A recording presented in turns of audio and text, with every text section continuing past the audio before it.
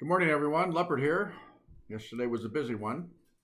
We finished up about 50 masks that had been prepped for assembly the day before. We got started on a new batch. One of our sewing machines bit the dust, an old Singer that simply gave up its life for the cause, and we were able to buy a new machine. The fabric store is still open, at least for a few more days. We went shopping for groceries, this time with the intent of not having to revisit the store for a couple of weeks. And in reality, we could probably survive without another visit to the grocery store for a couple of months. The store was packed with lots of people not observing the 6-foot rule. We wore our masks and got in and out as quickly as we could. We still managed to spend a bit more than $200. We're eating good. Our waistlines are testimony to that for sure.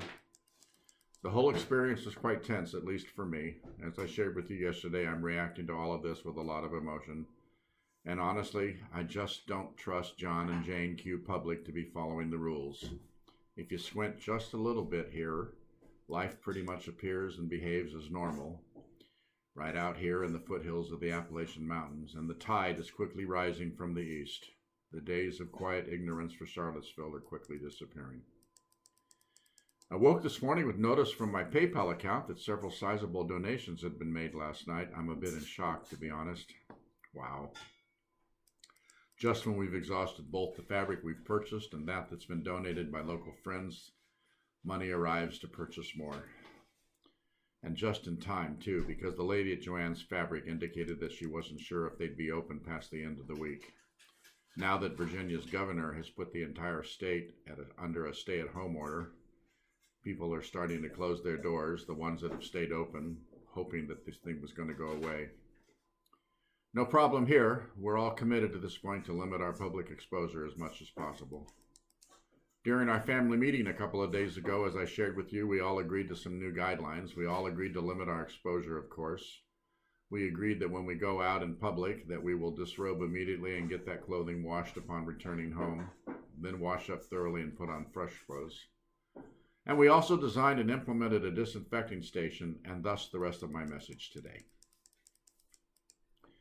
There'll be some pictures that follow.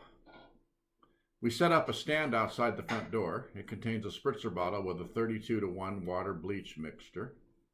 Everything that arrives and will come into the house is sprayed and wiped down. This includes our shoes. Yes, guys, there is bleach in the solution, so we expect that there will be little white spots on our shoes over time. It's an easy sacrifice, to be perfectly frank. As each item is processed, the mail, shoes, packages, grocery bags, etc., they're all set on a table inside the door.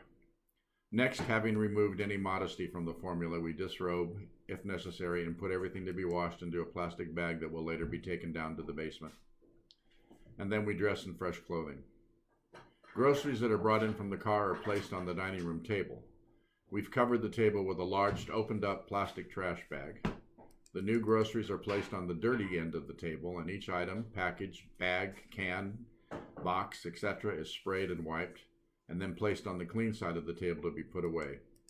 Anything we bought fresh that has a skin on it, like tomatoes, cucumbers, zucchini, bananas, apples, etc., potatoes, onions, that is placed in hot water and soap, in a hot water and soap bath, and washed, and then rinsed and put away. Anything leafy is soaked in a food solution. A food disinfectant solution, like lettuce and spinach, that kind of thing. You can still buy the disinfectant at the grocery stores, but if you have to use bleach, then we suggest a ratio of 48-to-1. After you've let it soak for about 10 minutes, it should be rinsed, shaken, and then put away as well. When we're all done, the plastic garbage bag that we use to cover the table is wrapped up and thrown out. During this entire process, every time, make sure you wash your hands thoroughly before touching inside of the house, during the process, and then, of course, after. Here are a bunch of pictures and the text to describe what I just presented.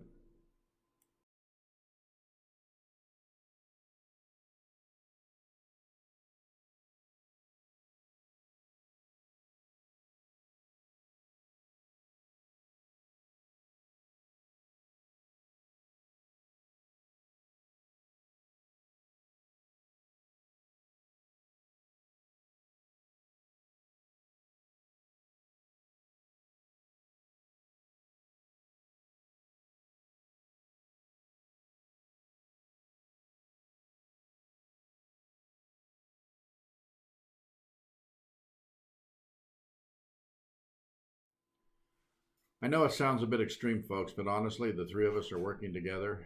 We got 10 bags of groceries and everything disinfected and put away in less than 10 minutes. In the end, we all felt safer. I sure did. Remember, friends, we only get one chance to get this right. We've got lots and lots of time. So take the time to protect yourselves and your family. That's it for today. Stay safe, stay healthy, stay away from each other, and know that I love you even if we've never met. Leopard out.